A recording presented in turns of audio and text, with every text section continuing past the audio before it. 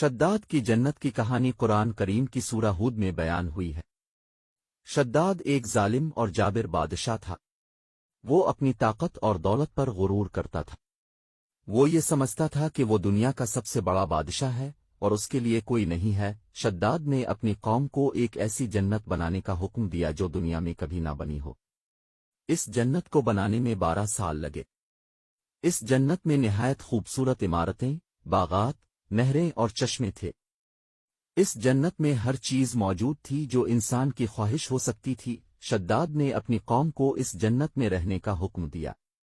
وہ چاہتا تھا کہ اس کی قوم اس جنت میں خوش رہے اور اس کی تعریف کرے، لیکن اللہ تعالیٰ نے شداد کی اس حرکت کو ناپسند کیا۔ اللہ تعالیٰ نے اپنے نبی ہود علیہ السلام کو شداد کی قوم کی رہنمائی کے لیے بھیجا۔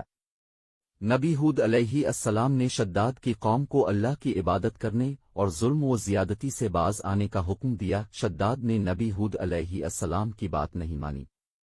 اس نے نبی ہود علیہ السلام کو قید کروا دیا۔ اللہ تعالیٰ نے شداد کی قوم کو عذاب میں مبتلا کیا۔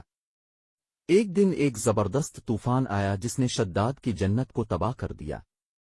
شداد کی قوم کے تمام لوگ ہلاک ہو گئے۔ شداد بھی اس عذاب سے بچ نہ سکا، وہ بھی ہلاک ہو گیا۔ شداد کی جنت کی کہانی ایک سبق ہے کہ اللہ تعالیٰ ظالموں کو ہرگز معاف نہیں کرتا۔ جو لوگ اللہ کی نافرمانی کرتے ہیں اللہ تعالیٰ ان کو عذاب میں مبتلا کرتا ہے۔ شداد کی جنت کی تاریخ کے بارے میں کوئی حتمی علم نہیں ہے۔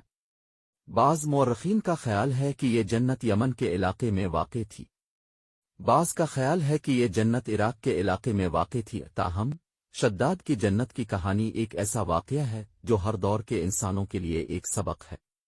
یہ ایک سبق ہے کہ اللہ تعالیٰ کے سامنے کوئی بڑا نہیں ہے، وہ ہر چیز کا حساب لیں گے۔ Alhamdulillah,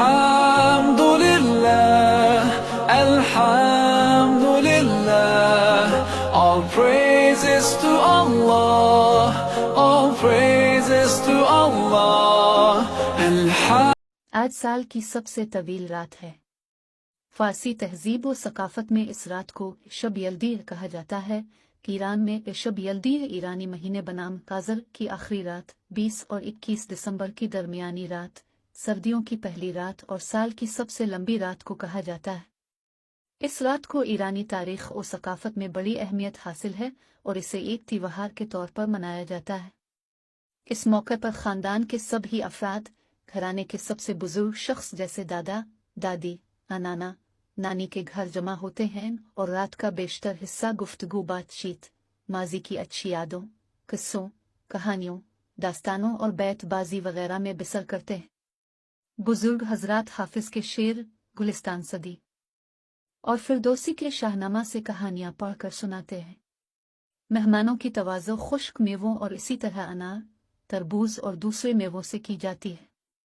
شب یلدی کی رات چونکہ لمبی ہوتی ہے اس لیے بہت سے شعراء نے اس کے طویل ہونے کو محبوب کے ہجر کے دورانیے کے طویل ہونے سے تشبیہ دے کر شاعری میں نیا رنگ بھرا ہے۔ تو بعض نے اس رات کی سیاہی کو اپنے محبوب کی سیاہ زلف سے تشبیہ دی ہے۔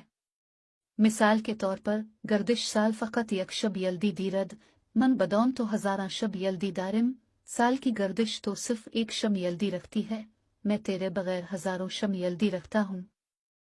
قدیم ایرانی تہذیب میں شب یلدی کو تاریکیوں کے مقابلے میں روشنی کی فتح کا تہوار قرار دیا جاتا ہے۔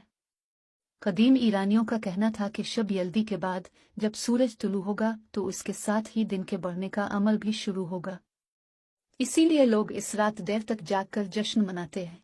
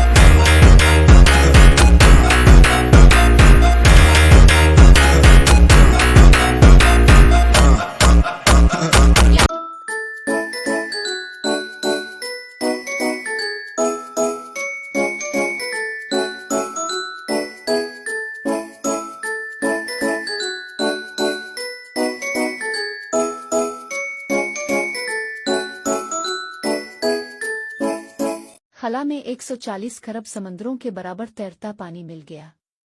ये पानी एक बहुत बड़े ब्लैक होल के करीब है जो हमारे सूरज से तकरीबन 20 बिलियन गुना बड़ा है। साइंसदानों की जानिब से एक हैरत अंगेज दरियाफ्त सामने लाई गई है जिसने सबको चौंका कर रख दिया। साइंसदानों को कायनात के एक दूर दराज हिस्से में पानी का एक बहुत बड़ा जखीरा मिला है।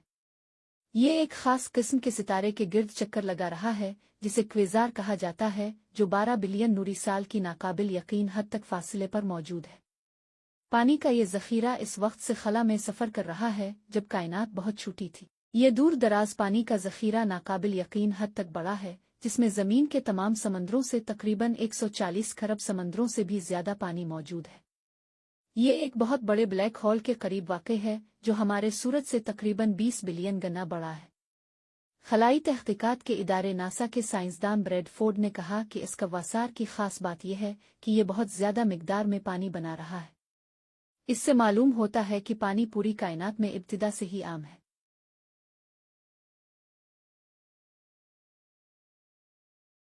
सिर्फ 14 साल की उम्र में बूढ़ा अब्दुल्ला हमाद अल-कबी अलैन से निकला है अपने लिए काबिल जिक्र जगह मुत्तहिदा अरब अमारात का देरीना। शहद की मक्खियां पालने की रवायत एक के तौर पर चौथी नस्ल का शहद की मक्खियां पालने वाला अब्दुल्ला को हुनर वर्से में मिला। अपने वालिद हमाद अल से काब और उसकी इज्जत करने लगा। 9 साल की उम्र में महारत आज अब्दुल्ला अपना चलाता है।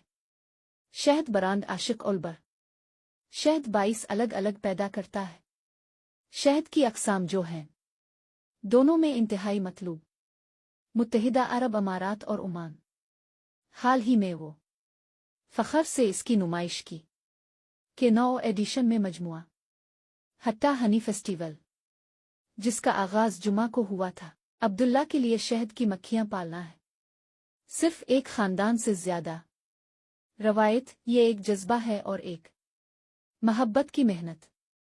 शहद बनाना एक फ़िन है, इसने मुस्कुराते हुए कहा। यह दिलचस्प है कि शहद की मक्खियां कैसे काम करती हैं कुछ बनाने के लिए मिलकर इतना खालिस और फ़ायदामंद। मैं महसूस करता हूँ शहद की मक्खियों से खुसूसी ताल्लुक़ और अमल एक हमेशा होता है। यकीन था कि हम एक बड़ी टीम हैं। नौजवान शहद की मक्खियां पालने वाले ने शामिल किया।